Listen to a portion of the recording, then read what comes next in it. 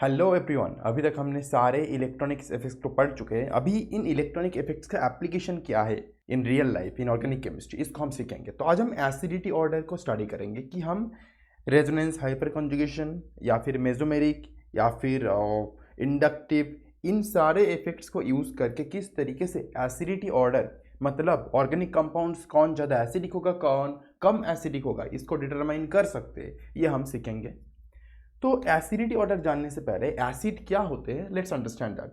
तो different different scientist के द्वारा एसिड का डेफिनेशन डिफरेंट डिफरेंट तरीके से दिया गया है, बट रिमेंबर कि सारे डेफिनेशन सेम चीज़ों को इंप्लाई करता है। सो डेफिनेशन अलग हो पर उसका इंटरनल मीनिंग सेम ही है। तो अगर हम आर्हेनियस कंसेप्ट की बात करें, according to Arrhenius concept acids are दो स्पीशीज जो क्या होते हैं, व्हिच रिलीजेस H+ आयन, उसको हम एसिड बोलेंगे। जो H+ आयन को छोड़ सकता है उसको हम एसिड बोलेंगे। एग्जाम्पल लेते हैं, जैसे कि हम अगर HCl को लेते हैं तो HCl क्या करेगा, H+ छोड़ेगा और Cl- बनाएगा, correct. Next concept is called Brønsted-Lowry concept. ये कंसेप्ट भी एग्जैक्टली सेम है। एसिड वो स्पीशीज है जो H+ छोड़ेगा और यहाँ पे थोड़ा सा मैं ऐड ऑन करूँगा, एंड फॉर्म्स कॉन्जुगेट बेस, और कॉन्जुगेट बेस फॉर्म करेगा। तो एसिड H+ छोड़ने के बाद कॉन्जुगेट बेस फॉर्म करेगा। कैसे, मैं दिखाता हूँ। तो मान लो HCl है हमारे पास, ये इसने अगर H+ को छोड़ा तो क्या बनाया, Cl- बनाया। तो Cl- को हम बोलेंगे कॉन्जुगेट बेस, और HCl क्या था आपका, एसिड था। तो एसिड जब भी H+ आयन छोड़ेगा वो एक कॉन्जुगेट बेस बनाएगा। ये हमारा ब्रॉन्स्टेड-लाउरी कंसेप्ट है। लुईस कंसेप्ट थोड़ा सा लिटिल बिट डिफरेंट है। कैसे डिफरेंट है, let's understand it. Lewis concept के हिसाब से एसिड वो स्पीशीज है जो इलेक्ट्रॉन पेयर को एक्सेप्ट करता हो, which accepts electron pair. Electron pair मतलब दो इलेक्ट्रॉन हो या फिर नेगेटिव चार्ज हो, इनको जब जो एक्सेप्ट करेगा उसको हम बोलेंगे लुईस कंसेप्ट के हिसाब से एसिड्स। एग्जाम्पल ले लेते हैं, जैसे कि हमारा लुईस एसिड जैसे कि BF3 हो गया, देन AlCl3 हो गया। क्यों ऐसा है, क्योंकि बोरॉन, एल्यूमिनियम, यहाँ पे क्या है, ये सारे ये सेक्सटेट है, मतलब ऑक्टेट फुलफिल नहीं है, तो दे आर इलेक्ट्रॉन डेफिशिएंट। जब दे आर इलेक्ट्रॉन डेफिशिएंट तो ये क्या कर सकते हैं, इलेक्ट्रॉन पेयर को अपनी तरफ खींच सकता है। So that is why they are acids. But in organic chemistry में ऑर्गेनिक कंपाउंड्स का एसिडिटी निकालने के लिए हमें बस ब्रॉन्स्टेड-लाउरी कंसेप्ट को ही फोकस करना पड़ेगा। इसको यूज करके हम किसी भी कंपाउंड का एसिडिटी निकाल सकते हैं। कैसे निकाल सकते हैं, कॉन्जुगेट बेस को कंसीडर करके। कैसे, लेट्स अंडरस्टैंड इट। चलो मान लो आपके पास एक एसिड है। एसिड का काम क्या है, H+ आयन को छोड़ना, राइट। अब एक अगर अच्छा एसिड होगा, मतलब एक बहुत स्ट्रॉन्ग एसिड होगा, तो H+ आयन को वो इजीली छोड़ेगा, और अगर एक वीक एसिड होगा तो H+ आयन को इजीली वो नहीं छोड़ेगा। अब इसको हम एक और तरीके से स्टडी कर सकते हैं। अगर ये एसिड बहुत अच्छा, बहुत स्ट्रॉन्ग एसिड है तो वो H+ को इजीली छोड़ेगा, छोड़ के क्या बनाएगा, कॉन्जुगेट बेस बनाएगा, करेक्ट। तो इसको मैं एसिड स्ट्रॉन्ग एसिड 1 बोलता हूँ, तो इसका कॉन्जुगेट बेस भी 1 बनेगा। फिर एक और मैं एसिड लेता हूँ, एसिड 2, जो कि H+ आयन फिर छोड़ेगा और कॉन्जुगेट बेस 2 बनाएगा।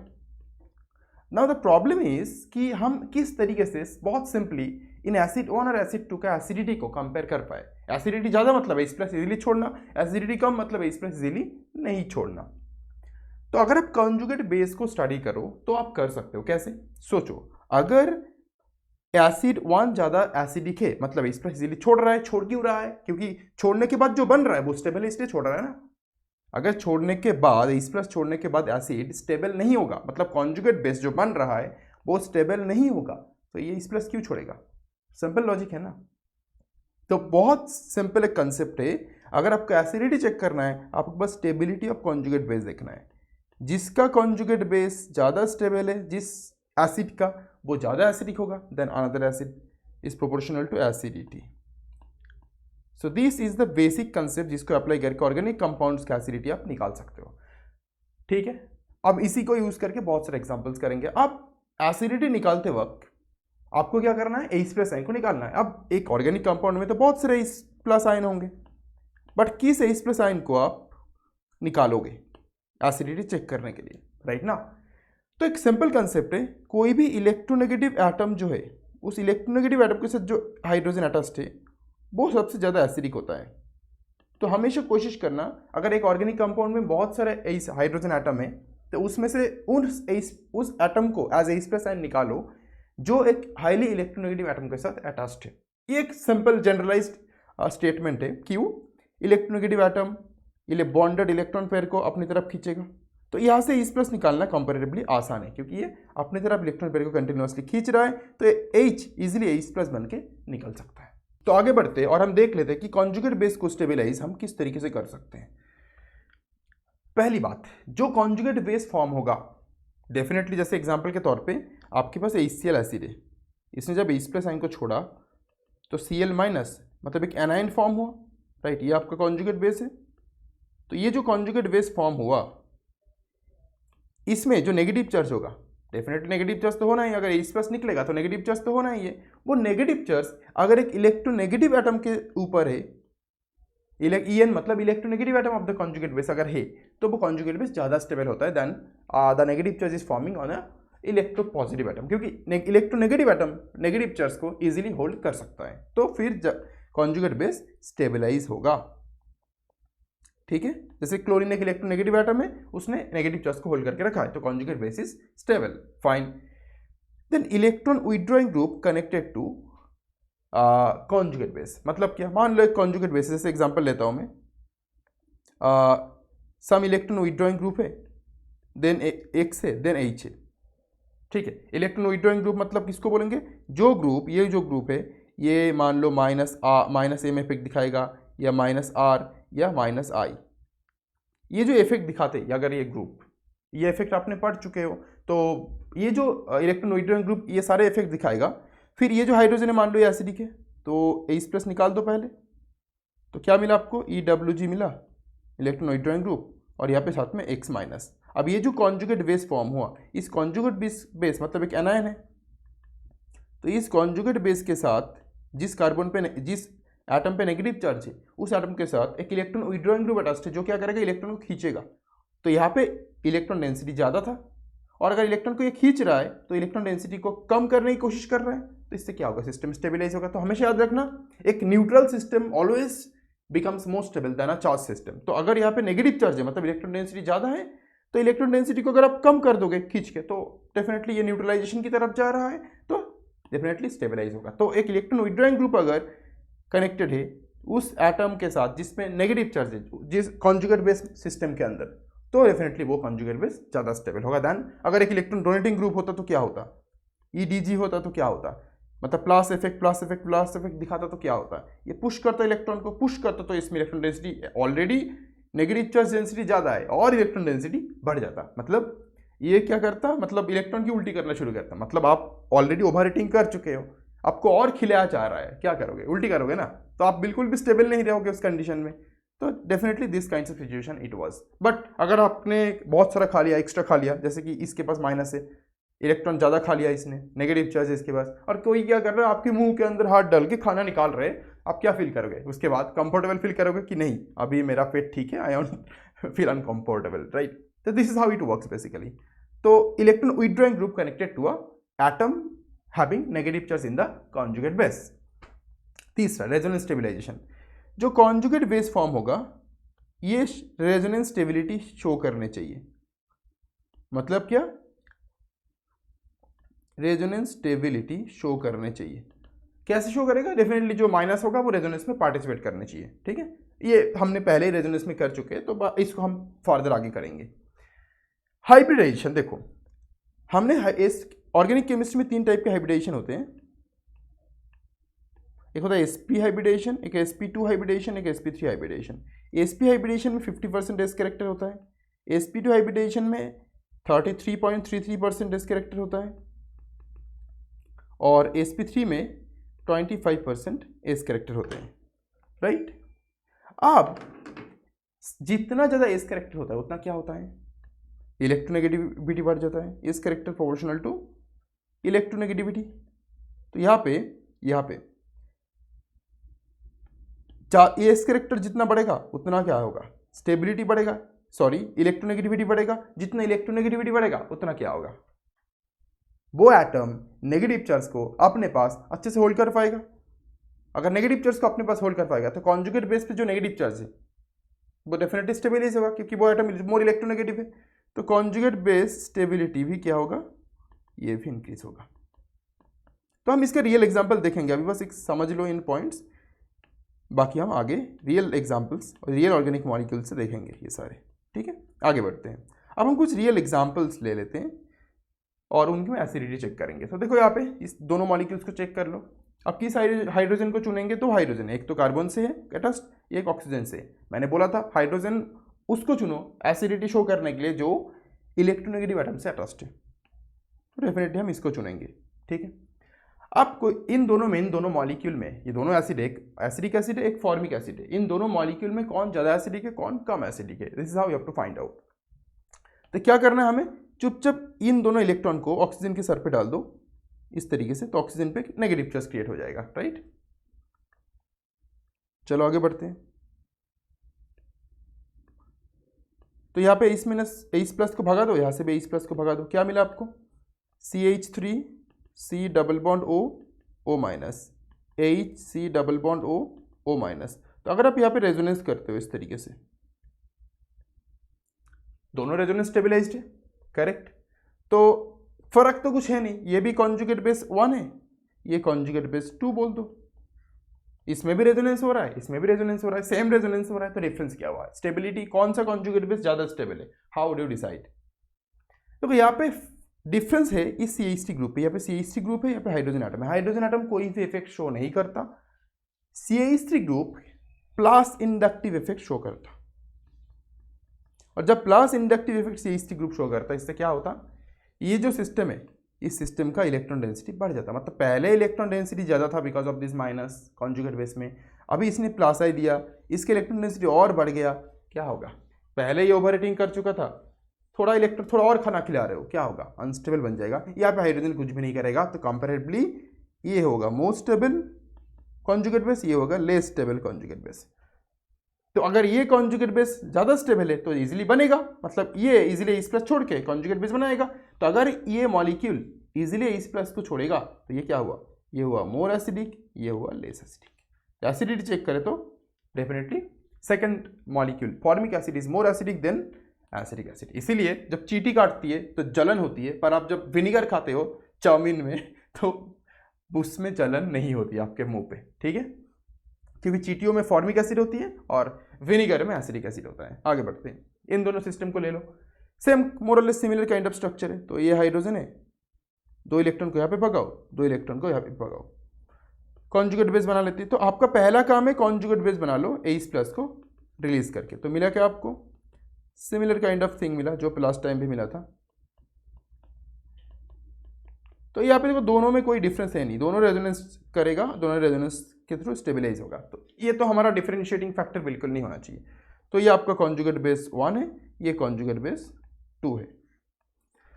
अब इन दोनों कॉन्जुगेट बेस में से कौन ज़्यादा स्टेबल है, हाउ डू डिसाइड। देखो यहाँ पे CH3 ग्रुप है, सेम प्लस I इफेक्ट देगा, देखिए इसका इलेक्ट्रॉन डेंसिटी और बढ़ा देगा, थोड़ा अनस्टेबल सिचुएशन क्रिएट होगा इससे। इसमें Cl एटम है जो एक इलेक्ट्रॉन विथड्रॉइंग, मतलब माइनस इलेक्ट्रोनेगेटिव एटम है, तो माइनस I इफेक्ट दे सकता है, और जब माइनस I इफेक्ट देगा तो इस सिस्टम से इलेक्ट्रॉन को खींच लेगा। मतलब यहाँ पे नेगेटिव चार्ज ज़्यादा था, नेगेटिव को खींच लिया, न्यूट्रलाइजेशन की तरफ लेके गया। तो क्या होगा, इस तरीके से ये सिस्टम कंपैरेटिवली मोर स्टेबल हो जाएगा और ये लेस स्टेबल हो जाएगा। और अगर ये मोर स्टेबल है तो ये मोर एसिडिक होगा, ये लेस एसिडिक होगा। Got it. Moving to the next question. यहाँ पे चारों क्वेश्चन है, डिफरेंस कहाँ पे, बस 1 2 3 4। तो अगर आप काम करोगे, आप चारों कॉन्जुगेट बेस अगर आप बना लेते हो, so let me show you. अगर मैं चारों कॉन्जुगेट बेस एक बार में बना लूँ तो I think it would be good for us. तो इसमें से इसमें से इसमें से इसमें से हर जगह से इस प्लस को रिलीज कर दो। कौन से इस प्लस को, इलेक्ट्रोनेगेटिव एटम के साथ जो इस प्लस अटैच्ड है उसको, इसको रिलीज करो, इसको, इसको और इसको कर दिया। तो हमें क्या मिला, यहाँ पे कॉन्जुगेट बेस मिला, इस तरीके से कॉन्जुगेट बेस मिला। अब सारे कॉन्जुगेट बेस तो रेजोनेंस में पार्टिसिपेट कर रहा है, तो वो तो डिफरेंशिएटिंग फैक्टर हो ही नहीं सकता स्टेबिलिटी में। डिफरेंशिएटिंग फैक्टर क्या होगा फिर? डिफरेंस है फ्लोरीन, क्लोरीन, ब्रोमीन, आयोडीन। आपको पता है fluorine is maximum electronegative atom, chlorine थोड़ा कम, ब्रोमीन और कम, आयोडीन और कम। तो जितना ज़्यादा इलेक्ट्रोनेगेटिव एटम अटैच्ड होंगे उतना इस नेगेटिव चार्ज को ज़्यादा खींचेगा इस तरफ, मतलब एक्स्ट्रा इलेक्ट्रॉन जो है, जो नेगेटिव चार्ज क्रिएट कर रहा है उसको ज़्यादा खींचेगा और न्यूट्रलाइजेशन की तरफ ज़्यादा लेके जाएगा देन आयोडीन। तो बहुत सिंपल है, जितना ज़्यादा इलेक्ट्रोनेगेटिव एटम उतना इलेक्ट्रॉन को अपनी तरफ खींचेगा, उतना न्यूट्रलाइजेशन की तरफ लेके जाएगा कॉन्जुगेट बेस्ड मतलब नेगेटिवली चार्ज्ड एनायन को।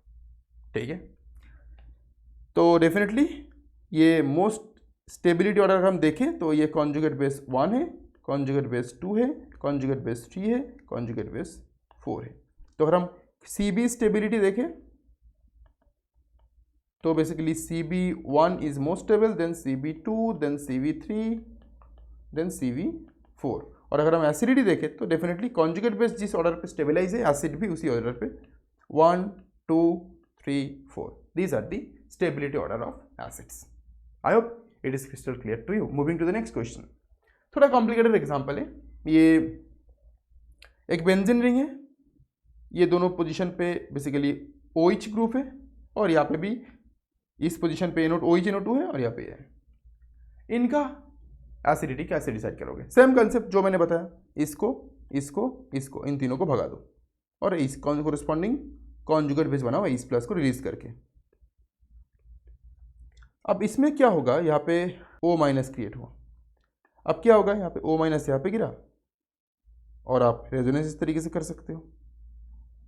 O माइनस यहाँ पे गिरा और रेजोनेंस इस तरीके से कर सकते हो, यहाँ पे गिरा रेजोनेंस कर सकते हो। तो मैं चाहता हूँ कि आप ये पूरे रेजोनेंस करो। चलो मैं कर लेता हूँ पूरा का पूरा रेजोनेंस।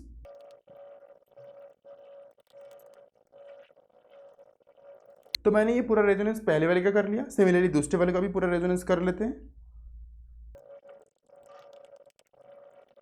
सिमिलरली तीसरे का भी कर लेते हैं पूरा resonance. Okay, so I have done सारे रेजोनेंस, मैंने सारे रेजोनेंस कर लिए। तो हर एक बेंजीन रिंग में जब मैंने रेजोनेंस किए तो हमें इसको कॉन्जुगेट बेस जो है, ये कॉन्जुगेट बेस 1 है, ये कॉन्जुगेट बेस 2 है और ये कॉन्जुगेट बेस 3 है। तो इसको छोड़ के हमें 3 रेजोनेटिंग स्ट्रक्चर मिले हैं।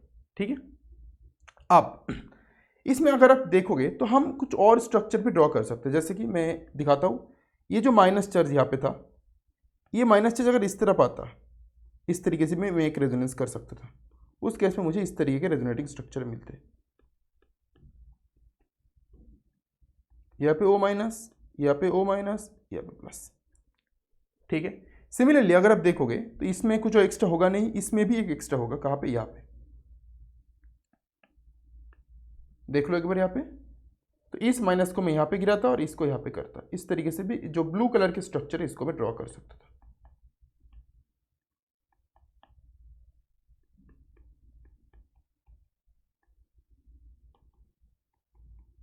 Okay, I hope you can see this. मतलब इसमें कितने रेजोनेटिंग स्ट्रक्चर मिले?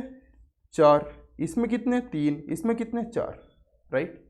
तो आपने पढ़ा था रेजोनेंस में, मैंने आपको पढ़ाया था कि जितना ज़्यादा रेजोनेटिंग स्ट्रक्चर होगा उतना कॉन्जुगेट बेस कोई भी सिस्टम हो वो ज़्यादा स्टेबल होगा। मतलब डेफिनेटली अगर हम कॉन्जुगेट बेस को देखें 1, 2 और 3, इसके रेजोनेटिंग स्ट्रक्चर टोटल 4 है। इसको पेरेंट को छोड़ के, मतलब इसको छोड़ के, इसका 3 मान लिया, इसको फिर से 4 है। करेक्ट। तो डेफिनेटली मैं बोल सकता हूँ ये और ये ज़्यादा स्टेबल होगा देन ये। मतलब ये जो मॉलिक्यूल है सबसे कम एसिडिक होगा और ये दोनों कंपेरेटिवली ज़्यादा एसिडिक होगा। अब ये दोनों तो equal number of resonating structure देता है, 1 और 3। इनका स्टेबिलिटी, इनका एसिडिटी कैसे डिटरमाइन करना है? तो आप इसके लिए पेरेंट मॉलिक्यूल में जाओ। देखो यहाँ पे ना इस तरीके के हाइड्रोजन बॉन्डिंग पॉसिबल है, पर इसमें कोई भी हाइड्रोजन बॉन्डिंग पॉसिबल नहीं है। मतलब क्या? मतलब ये हाइड्रोजन बॉन्डिंग फॉर्म करके यहाँ पे स्टेबल है, पर ये हाइड्रोजन कुछ बॉन्ड फॉर्म नहीं कर रहा है, तो ईजिली ये रिलीज हो सकता है, पर ये थोड़ा बहुत यहाँ पे स्टेबल भी रह सकता है। मतलब ये सबसे ज़्यादा इजीली रिलीज करेगा इस प्लस को, फिर ये क्योंकि रेजोनेटिंग स्टेबिलिटी तो है, और लास्टली ये क्योंकि इसमें कम रेजोनेटिंग स्टेबिलिटी मिल रहा है। ठीक है, पहले number of resonating structure compare किया, फिर जब दोनों में सेम मोरल स्टेबिलिटी मुझे दिख रहा है, फिर अदर फैक्टर को मैंने यूज़ किया। हमेशा इस तरीके से आपको करना है। ठीक है, ग्रेट। तो अगर हम एसिडिटी ऑर्डर को चेक कर ले तो एसिडिटी और I would say conjugate base stability पहले और एसिडिटी उसके बाद। तो कॉन्जुगेट बेस स्टेबिलिटी में भी क्या होगा, अगर आप अच्छे से चेक करोगे, यहाँ पे देखो नेगेटिव चार्ज है इस एरिया पे, यहाँ पे भी नेगेटिव चार्ज है, तो क्या होता है, इनकी थोड़ा बहुत रिपल्शन होता है, जो कि यहाँ पे बिल्कुल नहीं होता। तो सबसे स्टेबल हुआ 3, conjugate base 3, then conjugate base 1, क्योंकि ज़्यादा रेजोनेटिंग स्ट्रक्चर 3 और 1 पे, देन कॉन्जुगेट बेस 2। बस एसिडिटी क्या होगा, 3 देन 1 देन 2। सबसे एसिडिक ये रहा, फिर ये रहा, फिर ये रहा, सबसे कम एसिडिक ये होगा। ठीक है, आगे बढ़ते हैं, थोड़ा प्रैक्टिस करना है आपको, दैट्स ऑल। अब यहाँ पे 2 मॉलिक्यूल, एक फेनॉल है, दूसरा एसिडिक एसिड है। इसको कैसे करना है, कॉन्जुगेट बेस बना लो, चलो ये H है, निकाल लो, H है, निकाल लो। तो इससे कोरस्पॉन्डिंग कॉन्जुगेट बेस निकालो H प्लस बनाने के बाद। तो इससे क्या मिलेगा, ये O माइनस फिनॉक्साइड आयन, उप्स, यहाँ पे CH3, ये थोड़ा इंटरेस्टिंग प्रॉब्लम है। तो यहाँ पे इस तरीके से एक रेजोनेंस होगा, ओके, क्या मिलेगा, ये कॉन्जुगेट बेस 2 है, ये कॉन्जुगेट बेस 1 है, तो यहाँ पे रेजोनेंस होगा, यहाँ पे भी रेजोनेंस होगा। यहाँ पे रेजोनेटिंग स्ट्रक्चर में ड्रॉ कर लूँ, ये हो गया, और कुछ नहीं होगा, इतना ही रेजोनेटिंग रेजोनेंस होगा। यहाँ पे क्या रेजोनेंस होगा, एक तो ये हो गया, सेकंड इस तरीके से हो गया, इस तरीके की रेजोनेंस हमने किया था मेसोमेरिक इफेक्ट में। थर्ड केस में इस तरीके से होगा, मतलब इसमें टिटल कितने, इसको लेके 1 2 3 4 मिल रहे हैं, इसमें 2 मिल रहे हैं, राइट। तो कौन ज़्यादा स्टेबल होना चाहिए, डेफिनेटली बोलोगे सर ये ज़्यादा स्टेबल होना चाहिए, पर ये सही नहीं है। This one is more stable, this one is less stable. ऐसा क्यों है, मैंने रेजोनेंस में आपको पढ़ाया था, रेजोनेंस के दौरान अगर इलेक्ट्रोनेगेटिव एटम एक इलेक्ट्रोनेगेटिव एटम से दूसरे इलेक्ट्रोनेगेटिव एटम पर ट्रांसफर होते हैं, तो वो स्ट्रक्चर ज़्यादा स्टेबल होता है देन अनदर वन। तो इसमें क्या हो रहा है, पहले नेगेटिव चार्ज ऑक्सीजन पे था, रेजोनेंस के बाद नेगेटिव चार्ज कार्बन पे फॉर्म हुआ, तो ऑक्सीजन नेगेटिव चार्ज को इजीली हैंडल कर पाता था बिकॉज ऑक्सीजन नेगेटिव इलेक्ट्रोनेगेटिव था।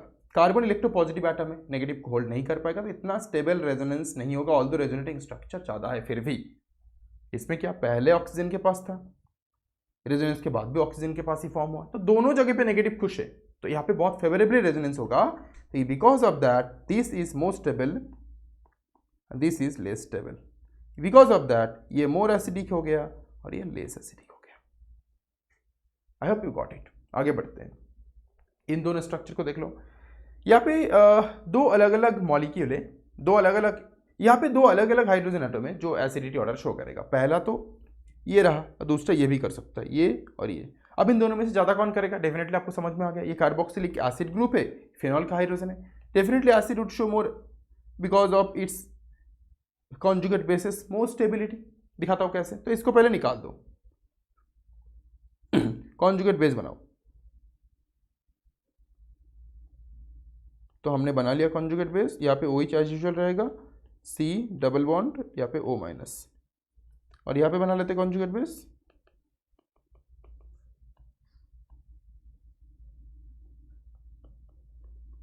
O minus double bond O and this यहाँ पे OH। तो ये हमारा कॉन्जुगेट बेस 1 है और ये हमारा कॉन्जुगेट बेस 2 है। कौन सा कॉन्जुगेट बेस ज़्यादा स्टेबल है, देखो ये जो सेकंड पहले वाला कॉन्जुगेट बेस फॉर्म हुआ, यहाँ पे ये हाइड्रोजन बॉन्डिंग फॉर्म हो सकते हैं और होके ये कॉन्जुगेट बेस स्टेबलाइज हो सकते हैं, यहाँ पे कोई हाइड्रोजन बॉन्डिंग फॉर्म नहीं होगा। आदत तो कोई डिफरेंस है नहीं इन कॉन्जुगेट बेसिस में, जैसे कि यहाँ पे कॉन्जुगेट बेस हुआ फॉर्म, इलेक्ट्रोनेगेटिव से इलेक्ट्रोनेगेटिव पे रेजोनेंस दोनों में हो रहा है, इसमें कोई डिफरेंस नहीं है। पर यहाँ पे ये इस कॉन्जुगेट बेस में हाइड्रोजन बॉन्ड है, इस कॉन्जुगेट बेस में हाइड्रोजन बॉन्ड नहीं है, तो डेफिनेटली पहला कॉन्जुगेट बेस ज़्यादा स्टेबल होगा, दूसरा कॉन्जुगेट बेस लेस स्टेबल होगा। मतलब अगर हम इस हाइड्रोजन को निकालें तो हम बोलेंगे ये हाइड्रोजन, मतलब ये हाइड्रोजन एटम पहले वाले से इजीली निकलेगा, दूसरे वाले से इजीली नहीं निकलेगा। मतलब पहले वाला एसिडिटी, मतलब इस हाइड्रोजन का एसिडिटी इस मॉलिक्यूल में ज़्यादा है इस हाइड्रोजन एसिडिटी के साथ। अब एक और एसिडिक हाइड्रोजन है, क्योंकि ये हाइड्रोजन भी तो ऑक्सीजन से कनेक्टेड है, ये हाइड्रोजन भी तो ऑक्सीजन से कनेक्टेड है, तो इनका भी कंपेरिजन हम करेंगे। तो जो पहले हाइड्रोजन निकलेगा उसको हम बोलेंगे फर्स्ट एसिडिटी ऑर्डर। तो अगर हम फर्स्ट एसिडिटी ऑर्डर की बात करें कौन फर्स्ट ज़्यादा एसिडिक शो करेगा, 1 या 2? कौन ज़्यादा फर्स्ट एसिडिटी शो करेगा? First acidity order definitely 1 would have more first acidity order then 2. अब हम सेकेंड एसिडिटी ऑर्डर निकालेंगे. सेकेंड एसिडिटी ऑर्डर निकालने के लिए हम शुरू कहाँ से करेंगे? शुरू करेंगे यहाँ से. कर लेते शुरू.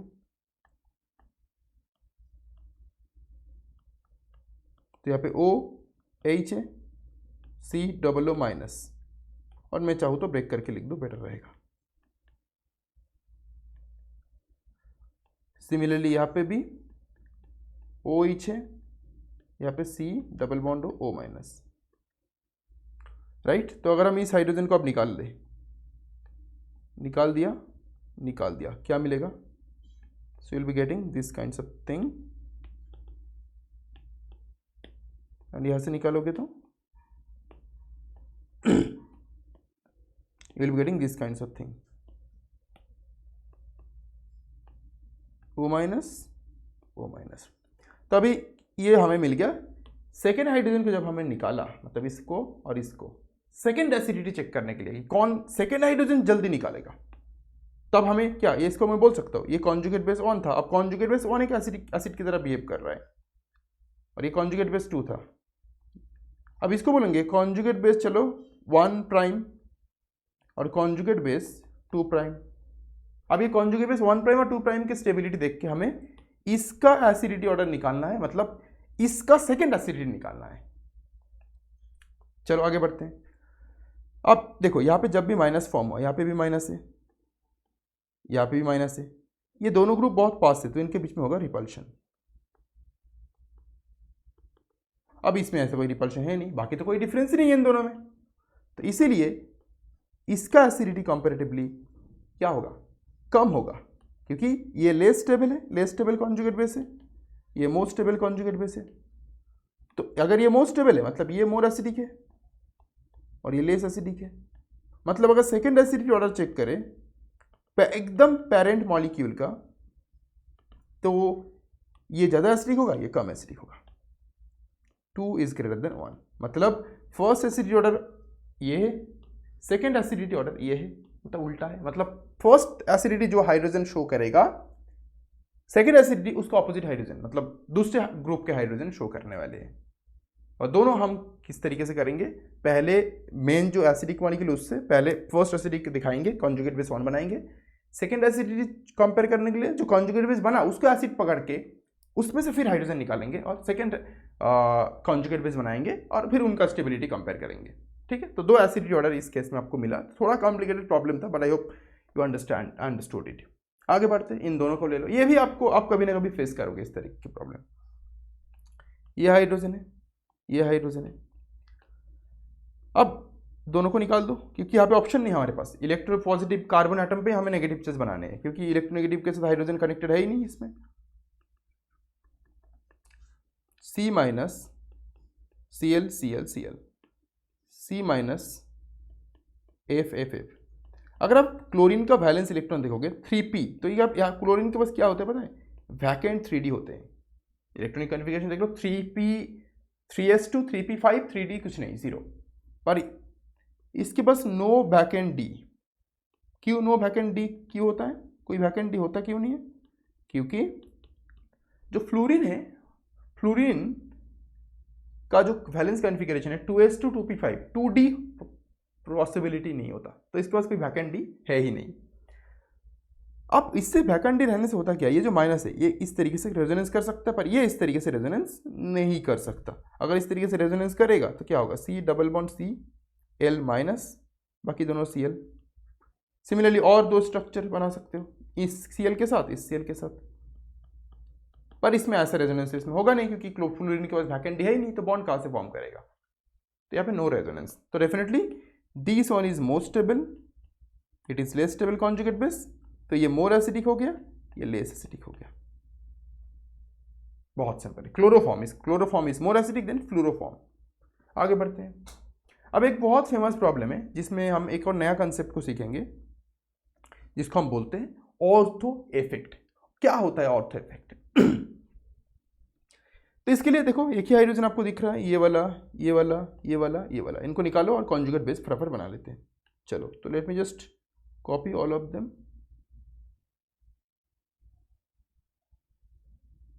या let me make the conjugate bases. Okay, अब थोड़ा मैं इसमें टाइम बचाऊंगा। यस, तो हमने क्या किया, फटाफट हमने कॉन्जुगेट बेस को बना लिया इस प्लस को निकाल के।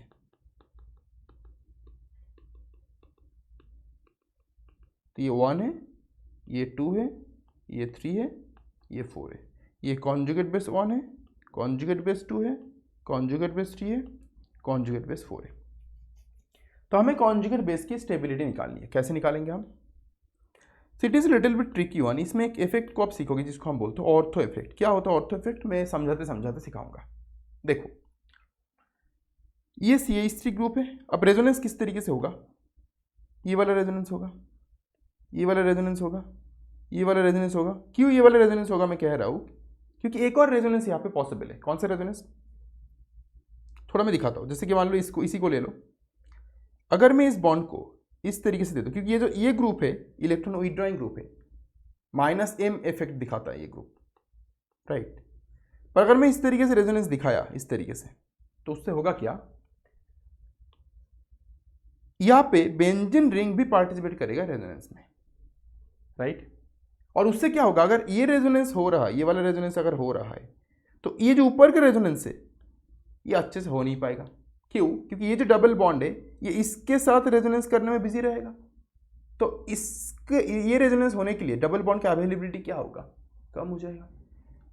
अब क्वेश्चन राइज होता है कि हम किस रेजोनेंस को करेंगे तो वो सिस्टम, वो कॉन्जुगेट बेस ज़्यादा स्टेबल होगा। डेफिनेटली जो मैंने पहले दिखाया ये वाला रेजोनेंस करेंगे तो ज़्यादा स्टेबल होगा। क्यों? क्योंकि यहाँ पे जो नेगेटिव चार्ज है एक इलेक्ट्रोनेगेटिव एटम के पास है, रेजोनेंस करने के बाद दूसरे इलेक्ट्रोनेगेटिव के पास नेगेटिव चार्ज जा रहा है, तो ये बहुत फेवरेबल रेजोनेंस है देन दिस।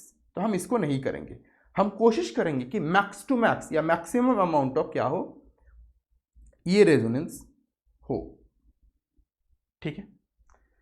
अब इसमें सबसे ज़्यादा ये वाला रेजोनेंस कहाँ पे होगा, ऑप्शन इसमें, इस वाले आंसर में। ऐसा क्यों? देखो ये पूरा ग्रुप है और ये जो CH3 ग्रुप है, इनके बीच में होता है रिपल्शन, और रिपल्शन होने से ये जो ग्रुप बेंजीन रिंग के साथ एक ही प्लेन पे था, क्योंकि रेजोनेंस होने के लिए प्लेन पे रहना बहुत इंपॉर्टेंट है। तो ये ग्रुप जो सेम प्लेन पे था, अब क्या होगा, ये जो ग्रुप है ये इस प्लेन को हट के, पहले मान लो ये बेंजीन रिंग है और ये ग्रुप ऐसे था बेंजीन रिंग के साथ, जो CW ये वाला ग्रुप ऐसे था। अब बिकॉज ऑफ इन दोनों के बीच में रिपल्शन क्या होगा, ये ग्रुप ऐसे ना होके ऐसे हो जाएगा। अब बेंजीन रिंग अभी भी एक ही प्लेन, इसी प्लेन पे है, पर ये ग्रुप ऐसे हो गए, तब ये दोनों सेम प्लेन पे नहीं रहा। और जब सेम प्लेन पे नहीं रहा तो बेंजीन रिंग के साथ कोई भी रेजोनेंस नहीं होगा। मतलब ये वाला जो रेजोनेंस है, ये वाला रेजोनेंस बहुत अच्छे से हो पाएगा, बहुत ज़्यादा अच्छे से। इसीलिए ये वाला जो कॉन्जुगेट बेस है सबसे ज़्यादा स्टेबलाइज होगा। इस इफेक्ट को हम बोलते हैं ऑर्थो इफेक्ट। की ऑर्थो पोजीशन मतलब ये बेंजीन रिंग है, बेंजीन रिंग के दो एडजेसेंट कार्बन को हम बोलते हैं ऑर्थो, ठीक है। ये आप बेंजीन में पढ़ लोगे या पढ़ चुके हो। तो इस ऑर्थो पोजीशन पे अगर कोई दो ग्रुप है तो इनके बीच में होता है रिपल्शन। रिपल्शन के कारण ये सिस्टम कार्बोक्सिलिक एसिड का ये कॉन्जुगेट बेसिक सिस्टम अपने प्लेन से हट जाता है बिकॉज ऑफ रिपल्शन। और फिर क्या होता है, ये रेजोनेंस बहुत अच्छे से हो पाता है, क्योंकि ये तो रेजोनेंस में पार्टिसिपेट कर नहीं पाएगा, क्योंकि सेम प्लेन पे इसके साथ ये नहीं है। मतलब ये आराम से, इसको कोई डिस्टर्ब करने वाला है ही नहीं, ये रेजोनेंस बहुत आराम से हो पाएगा। इसीलिए कॉन्जुगेट बेस जो 3 होता है, कॉन्जुगेट बेस स्टेबिलिटी को अगर हम देखें तो Cb3 सबसे ज्यादा स्टेबल है। उसके बाद कौन, उसके बाद देखो यहाँ पे क्या है, मिथाइल है, प्लस आई इफेक्ट देता है। यहाँ पे मिथाइल है, प्लस आई इफेक्ट देता है। हाइपर कॉन्जुगेटिव भी देता है, मैंने आपको पढ़ाया था, राइट। इससे होगा क्या, प्लस आई इफेक्ट के कारण यहाँ पे नेगेटिव चार्ज ऑलरेडी है और इलेक्ट्रॉन पुश करके यहाँ पे नेगेटिव डेंसिटी को ये भी बढ़ा रहा है, ये भी बढ़ा रहा है। Got it. Now the thing is, पर यहाँ पे कोई ऐसे ग्रुप है ही नहीं, देख लो। मतलब यहाँ पे जो नेगेटिव चार्ज है वो नेगेटिव चार्ज आराम से स्टेबल होके इस ये वाला रेजोनेंस करके अपने आप को स्टेबलाइज कर पाएगा। तो ये वाला हो गया नेक्स्ट एसिडिक, मतलब कॉन्जुगेट बेस 4। अब इसमें देखो इन दोनों में कंपैरिजन करना है, कैसे करोगे? इन दोनों में कंपैरिजन करने के लिए आपको इंडक्टिव इफेक्ट ये भी शो कर रहा है, इंडक्टिव इफेक्ट ये भी शो कर रहा है, फिर हाइपर कॉन्जुगेटिव इफेक्ट ये भी कर पाएगा, ये भी कर पाएगा, पर एक डिफरेंस है, मैं दिखाता हूं करके।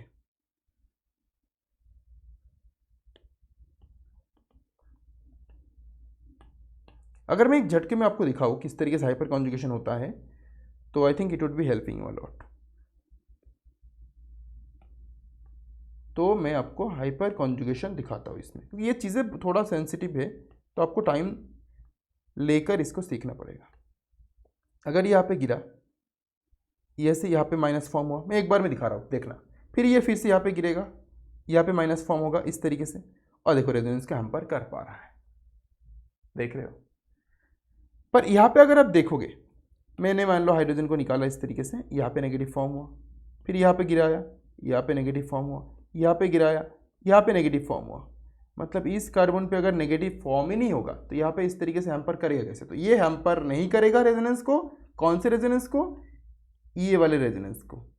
और ये हैम्पर करेगा, हैम्पर करने के कारण इसका स्टेबिलिटी कम हो जाता है, इसका स्टेबिलिटी ज़्यादा होता है। सो बिकॉज ऑफ दिस ये कॉन्जुगेट बेस ज़्यादा स्टेबल है और ये कॉन्जुगेट बेस कम स्टेबल है। तो पहले 3 देन 4 देन 2 देन 1, ये आपका हो गया कॉन्जुगेट बेस स्टेबिलिटी ऑर्डर। और अगर ये कॉन्जुगेट बेस स्टेबिलिटी है तो एसिडिटी ऑर्डर क्या होगा? 3 4 2 1, दैट्स ओके। आगे बढ़ते हैं। अब एक और इंटरेस्टिंग प्रॉब्लम है, ये बहुत इंटरेस्टिंग है। देखो यहाँ पे इलेक्ट्रोनेगेटिव एटम के साथ हाइड्रोजन एटम है ही नहीं, जैसे फ्लोरोफॉर्म और क्लोरोफॉर्म में था। तो एक काम करो, किसी भी हाइड्रोजन को ले लो और आपका काम बेसिकली कॉन्जुगेट बेस बना लो कॉन्जुगेट बेस। तो let me just copy it,